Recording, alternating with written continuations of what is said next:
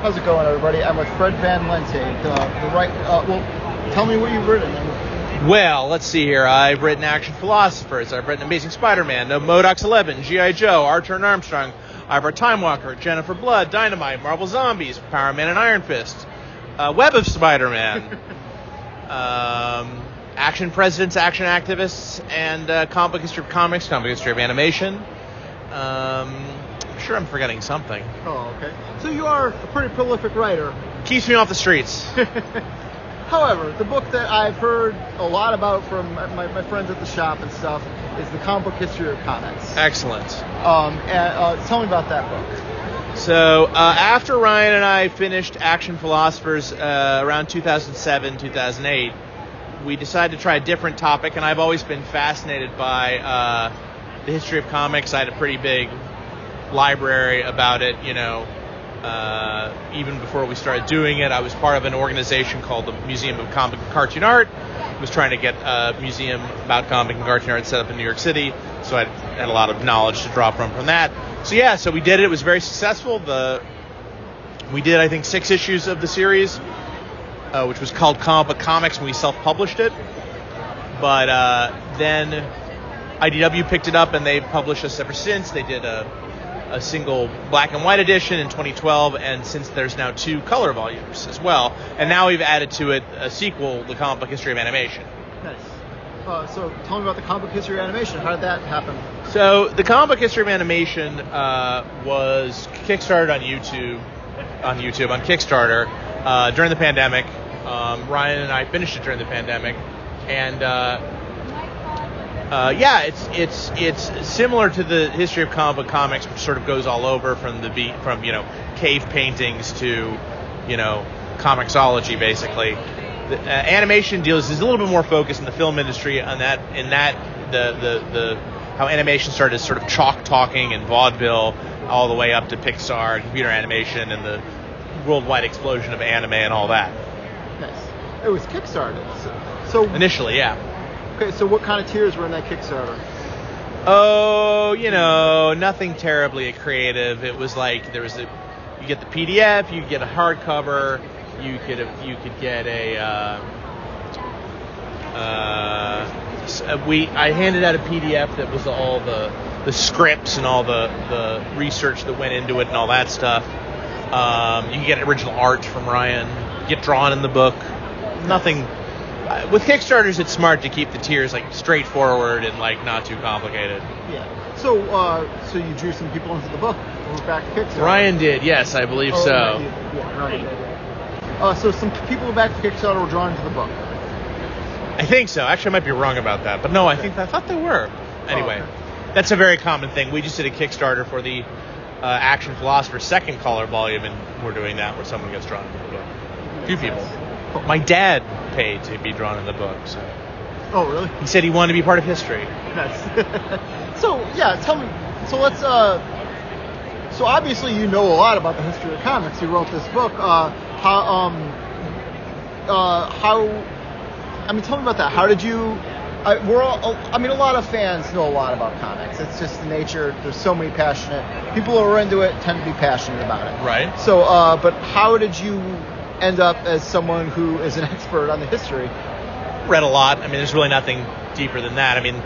The thing with a lot of the fan knowledge base, though, is most fans are into a very specific thing, right? They're into Batman, they're into horror comics, they're into manga, they're into underground comics. What we wanted to do is show how all these different traditions inform and reflect each other, and sort of show it's like a river with all sorts of different branches flowing into it, and that's sort of what we wanted to do with the project. That's awesome. It's a lot of fun to read too. That's another thing about it. Awesome. Yeah. And so, how did you, when writing it, how did you go about balancing humor and being informative? The simple rule of thumb is that the images are humorous, so that the text is pretty accurate. That's the simplest way to do it. I'm just a natural wise ass, and so is Ryan, my artistic collaborator. So that all kind of comes naturally to us. Nice.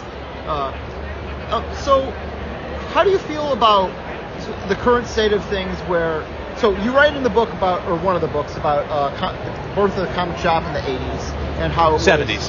Was, 70s, my mistake. So, and how at the time it was an amazing thing that really helped more access to, how do I put this? What happened was it rescued the comic shop from the newsstands, which were dying anyway, independently of comics, and provided a place where, you could get your comics and you didn't have to go to 17 different newsstands, because the newsstand distribution for comics was kind of random. If you really wanted, say, Superman's pal Jimmy Olsen, the same newsstand on your corner was not necessarily getting the same comics every week. It was pretty random and mobbed up, and they had all sorts of problems with it. So the comic shop made sure you were going to get your Jimmy Olsen every month,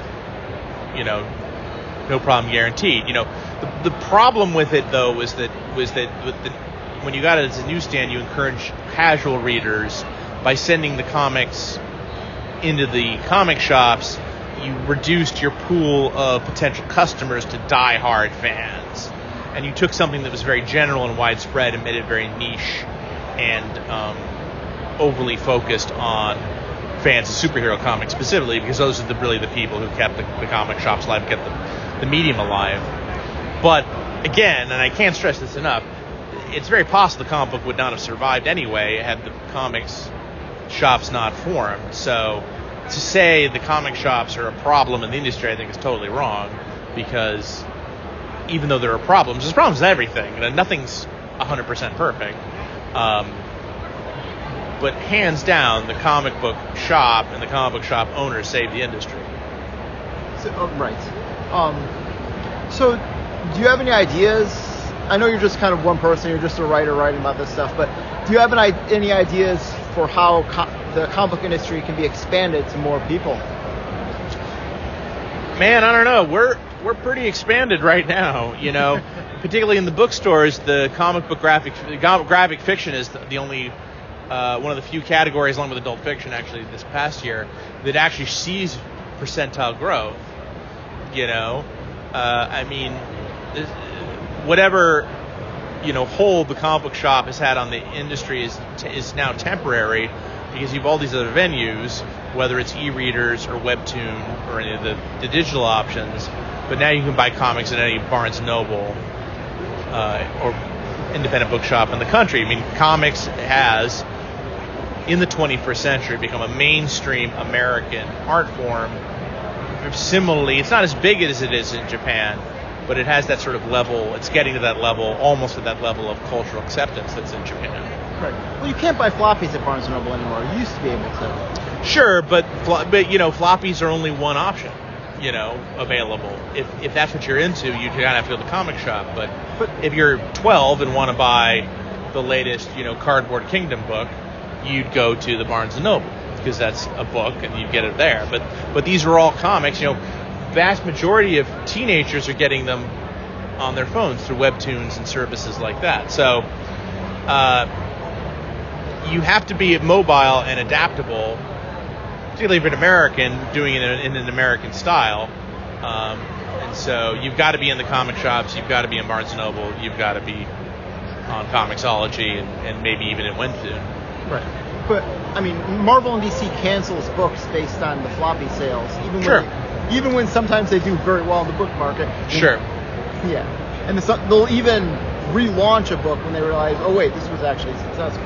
Yeah, and I can see as of being a fan of those characters of the Marvel and DC, it can be very frustrating. But it's Marvel and DC's problem. It's not comics' problem. Absolutely. Yeah, I gotcha. So, do you have any plans for the future for another book, since you got Comic Books History of Animation? Yeah. You mean of history stuff? Another history book. That's what I mean. Not really. We do some comics for the middle grades in New York City. We're talking about doing one of those. The third one of those of Action Activist just came out at the NYC DOE.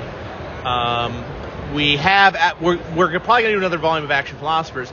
Ryan right now is drawing Mary Shelley, which is the new story in the next edition of Action Philosophers, which those will be in bookstores and in comic shops shortly through our partners at Rocket Ship. So, tell me about another project you're working on. Sure, I have a prose novel called Never Sleep that just came out on Tuesday. I'm very excited about it, if folks could check it out.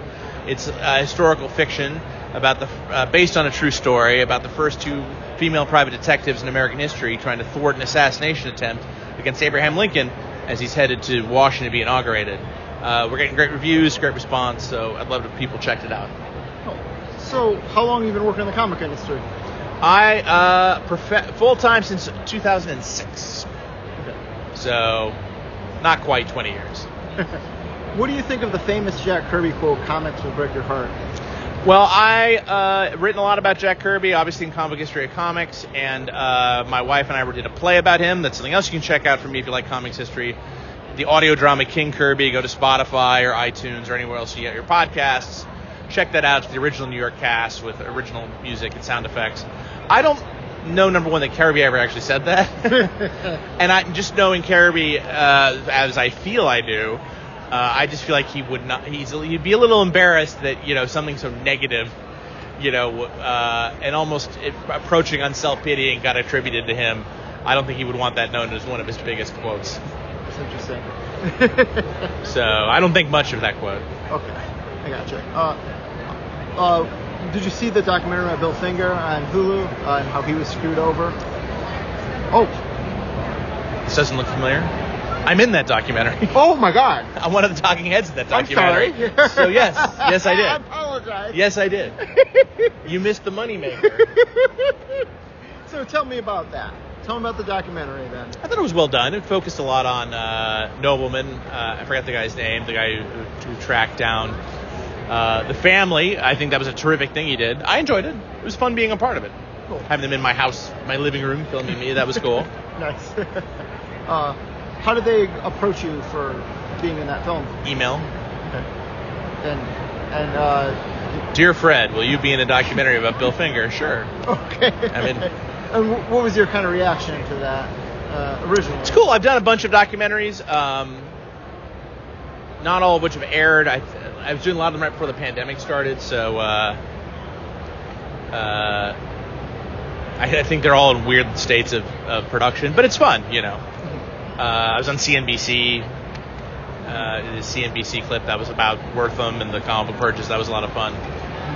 But yeah, it's cool, and it's just sort of a reflection of how